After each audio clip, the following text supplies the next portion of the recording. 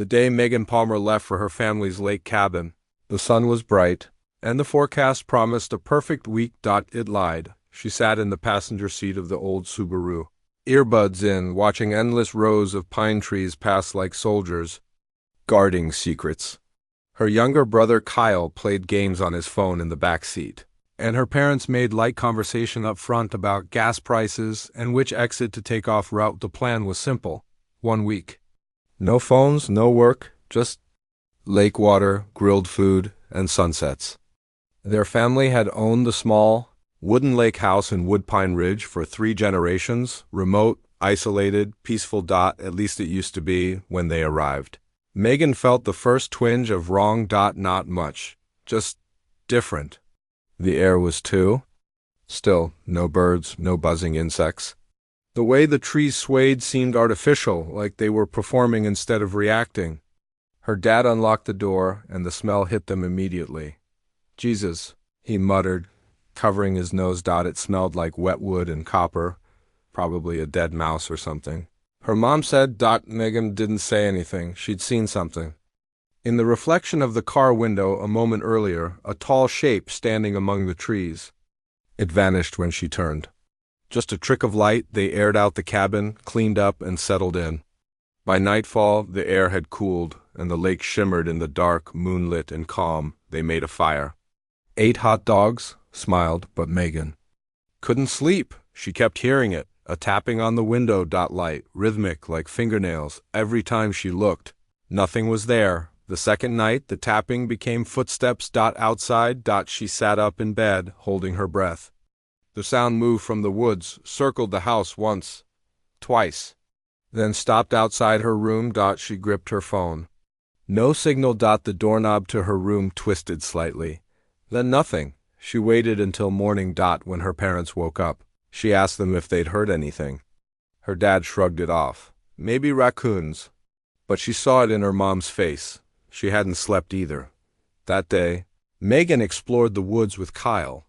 They followed the old trail their grandfather used to take them on, the one that led past the rusted water tower and into the deeper part of the forest. About a mile in, they found it. A circle of stones, arranged perfectly. No leaves inside it. No twigs, just clean, blackened earth. "What is it?" Kyle asked. Megan didn't answer. There were markings on the trees, carvings like symbols. And they weren't old, freshly cut. Still wet that night. The air in the cabin changed. It was like the walls were holding their breath, and when Megan checked her room after dinner, there was something on her pillow, a small rock, smooth, red-stained, and a note. "Welcome back." She hadn't told anyone they'd found the circle. She showed the note to her mom. Her mother went pale. They were going to leave. The next morning, they packed. Except the car wouldn't start. Battery dead. Totally drained. No signal. No Wi-Fi. No neighbors for 5 miles. "Just one more night," her dad said. "We'll get a jump start in the morning." But the forest had other plans. That night, Kyle vanished. He'd gone to the boathouse to get a flashlight. Never came back. They searched for hours. Screamed his name into the trees. When they returned to the cabin, the front door was wide open. And on the porch, Kyle's phone. Recording. They played it. At first, just footsteps.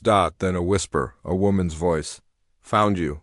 Then screams. Then static. Then laughter, not a child's, something else. That was when the lights went out. The generator shut off. The house plunged into darkness from the woods. Dozens of tiny red lights blinked. Like eyes. Watching. Waiting. Megan stood at the window, her breath fogging the glass. The tapping returned. Faster now. Impatient. This time. It was on every window. At once. And in the reflection, dozens of figures surrounded the house. Silent. Smiling. They didn't sleep that night. No one did. Megan, her mom, and her dad sat huddled in the center of the living room with a single camping lantern flickering beside them. Every window in the cabin was now covered, some by blankets, some by furniture, pushed desperately in front of the glass. Anything to block out the figures that had returned, again and again. Throughout the night, they never tried to break in. They didn't need to. They just watched. Megan kept replaying the audio. On Kyle's phone. His final recording. Every time she listened, the whispers grew clearer, not just one voice, several, and they were chanting, "Return what was taken. Return what was taken. But taken from who?" The next morning, the red lights were gone, so were the footprints, like no one had ever been there, the car still wouldn't start. Her dad tried again with jumper cables and a backup battery he kept in the shed. Nothing, no clicks. No dashboard lights. Something's draining it, he said under his breath. Nothing should be this dead. The forest felt louder in the daylight. Crows circled high above, but none landed. And somewhere out there, Kyle was missing. Megan felt the pull in her chest, a pressure, not grief, not yet, but anticipation, like her body knew something her mind didn't want to accept. "We have to go find him," she told her dad. Her mom refused to let her go alone. So they all went, through the trees, past the rusted water tower, back to the stone circle, but the circle was gone, the stones scattered, the markings on the trees had been burned away, blackened like they'd been seared by fire, and in the center of where the circle once stood, a new symbol had been carved into the dirt. One Megan didn't recognize, but when she looked at it too long, her nose started bleeding. She staggered back, wiping her face. "Something's changing," her mom said. "This place isn't the same." They searched until sundown, calling Kyle's name until their voices went raw. They found nothing, no tracks, no dropped items, no sounds. But that night, when they returned to the cabin, the front door was unlocked again. Inside, someone had lit every candle, dozens of them, placed neatly in a circle on the living room floor, and in the center, Kyle's shoes still warm. The house began to breathe again. That's the only way Megan could describe it. The walls expanded slightly. Creaking, the air grew heavier, and somewhere in the distance, a flute, faint, high-pitched, a song without rhythm. Her father slammed the door and pushed the couch against it. "We're leaving tomorrow. I don't care if we have to walk 10 miles through the woods." That night, Megan dreamed she was in the lake, not swimming, sinking, hands pulled at her ankles. Dozens of pale arms reached from the black water. And just before she drowned, she saw Kyle standing at the bottom, eyes open, mouth open, screaming. Silently, she woke up gasping. The room was cold, and wet, her blankets soaked, the floor damp. As if she'd been dragged through the lake and dropped back into bed. Her phone, still without service, buzzed. A new voice recording had appeared. She didn't open it. COULDN single quotes. At breakfast, they didn't talk. Just chewed dry cereal and looked out the window every few seconds. Then the forest gave something back. Mid-morning. Her mom screamed. There, outside the cabin, just beyond the tree line, Kyle, standing still, not waving, not moving, watching them. Megan ran outside without thinking, but the moment she crossed the porch steps, Kyle turned and walked into the woods. Slow, mechanical. They chased him, but every time they got close, he was farther away. Finally, they reached a clearing, and he was gone again, but in his place, another circle, fresh this time, candles burned at each point. In the center, a photograph. Of family, all 4 of them. Smiling. But Kyle's face was scratched out. They returned to the cabin and began packing. Forget the car.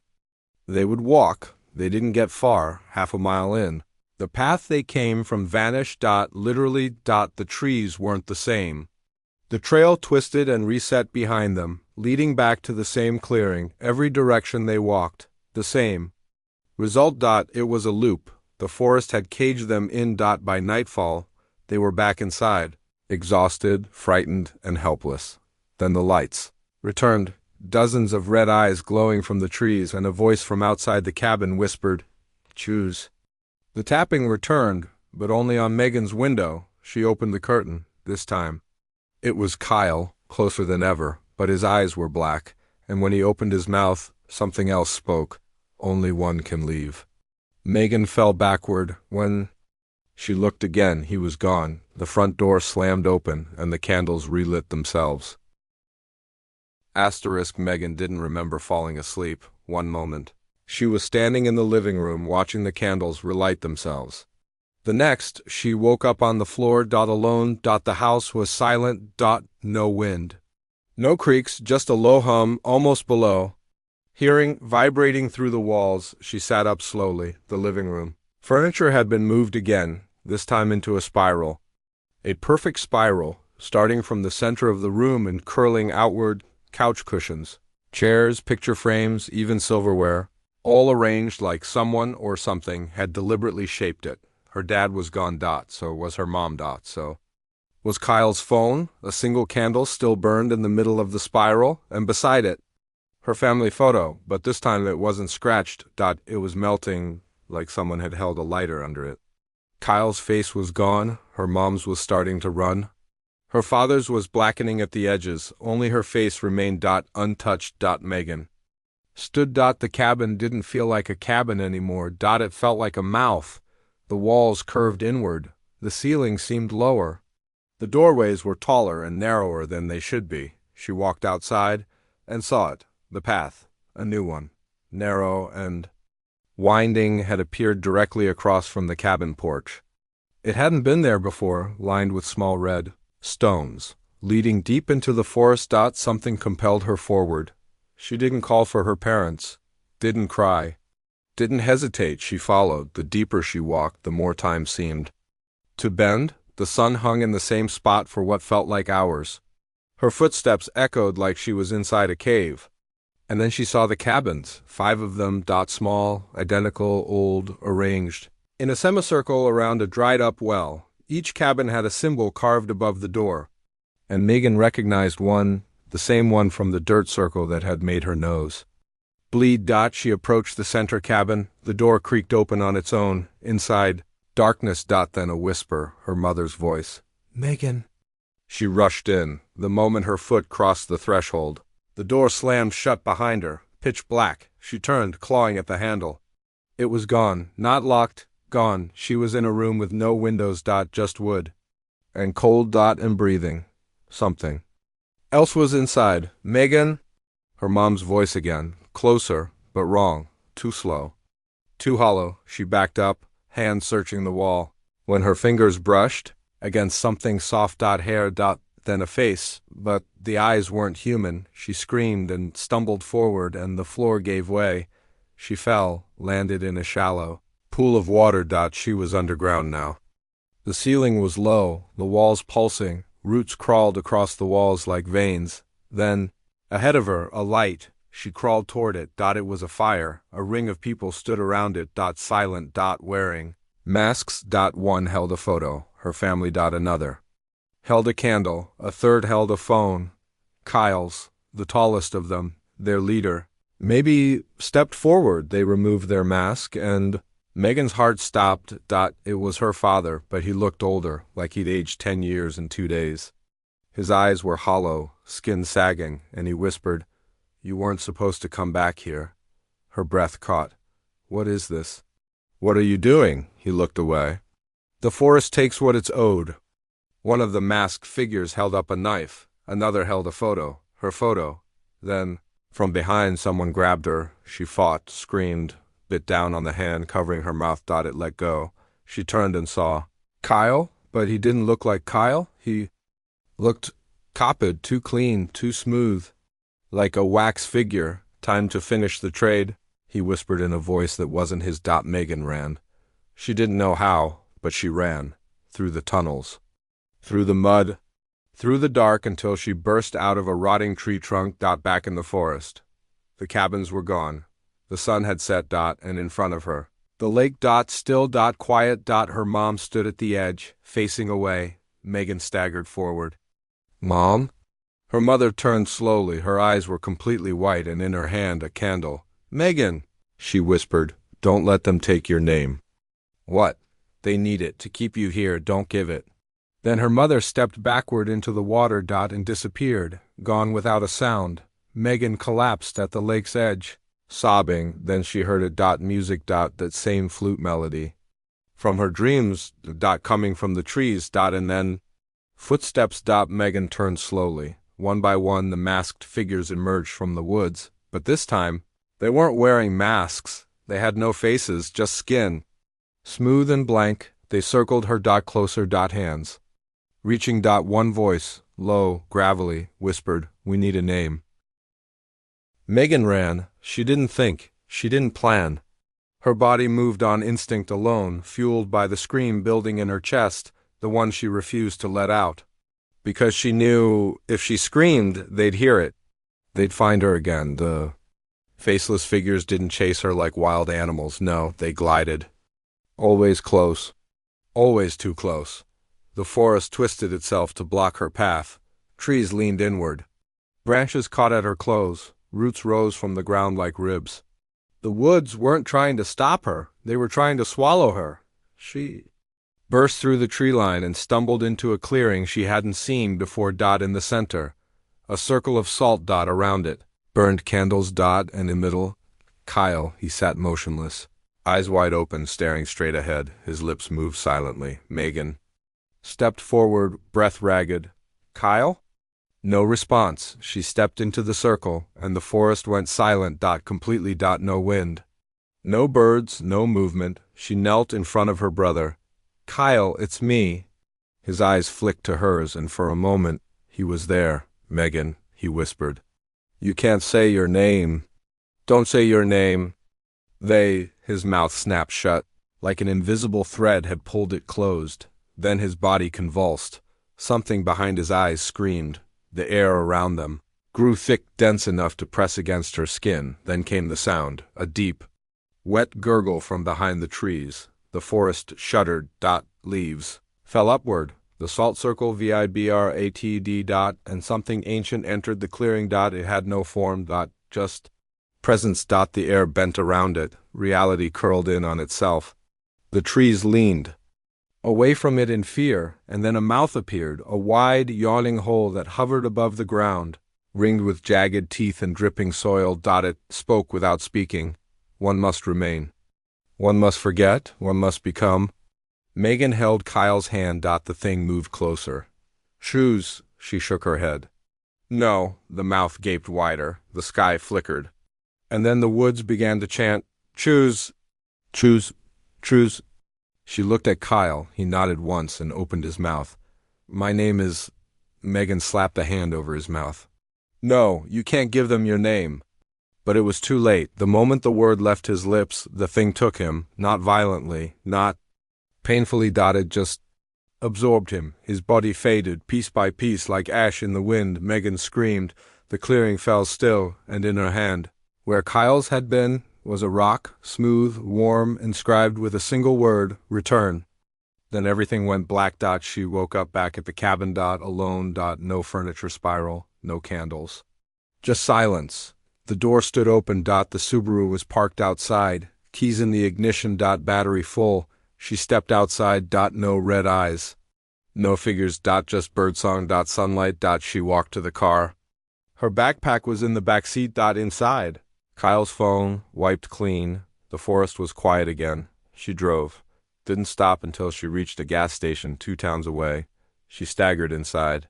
Asked the clerk to call the police. They found the cabin 3 days later. Empty. No sign of Kyle. No sign of her parents. Just one item left behind.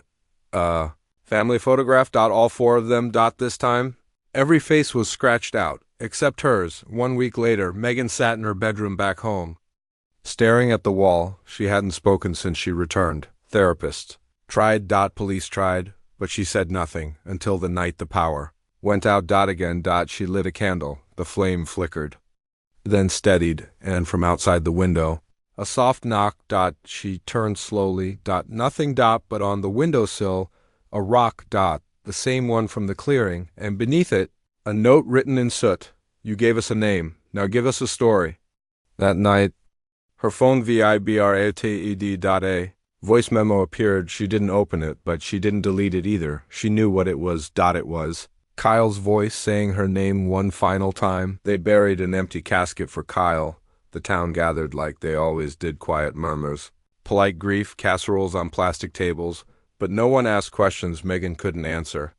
And when she stood at the edge of the grave and tossed in a single red stone, no one noticed the tremble in her hand. They'd written "missing," presumed dead on the report, but Megan knew better. He wasn't dead. He was somewhere else, and whatever he'd become it to protect her. Weeks passed. She tried to live normally. Go to school, smile when teachers asked how she was doing. Eat food that tasted like nothing. Sleep through nights that felt like a held breath. But she couldn't forget. The candle kept relighting itself. No matter how many times she blew it out. And the rock, the one with return carved into it, never left her knitstand. She tried throwing it away, burning it, even burying it in the woods behind the house. It always came back. One morning, it appeared in her backpack, inside her math textbook. Inside her shoe. Then her phone rang. No caller ID. Just static. Then a voice, faint, broken. Kyle? She almost dropped it, but before she could answer, the voice said, they remember, they're still watching. Then silence. No call record. Just a message in her notes app. You must return, or they'll come here. She didn't know what to believe anymore. Until the dreams started again. Not dreams exactly, more like memories that hadn't happened yet. She was back in the cabin, only this time she was a visitor. The air rejected her. The walls bled sap. The lake rippled with hands that reached toward the sky. Every night the dream ended with the same image, a mirror, her reflection, but instead of her own face, she saw Kyle's mouth sewn shut, eyes wide and pleading. Behind him, the faceless figures. One held a candle. Another held a name. Tagged. Her name. Megan finally broke. She packed a bag, left a note for her aunt. Then drove toward Woodpine Ridge. The forest welcomed her back like a wound reopening. The roads were still there, but the signs were gone. The sky dimmed as she drove. Not from clouds, from something else. Like the light was retreating. By nightfall, she was at the cabin. Exactly as she'd left it. Keys still in the ignition. Front door slightly open. She stepped inside. Silence. Then the candle on the table flared to life. She followed the flame through the living room. Down the hallway. To the mirror. It hadn't been there before. Now it hung on the far wall, tall and thin. In the reflection, Kyle, still waiting, still silent, behind him.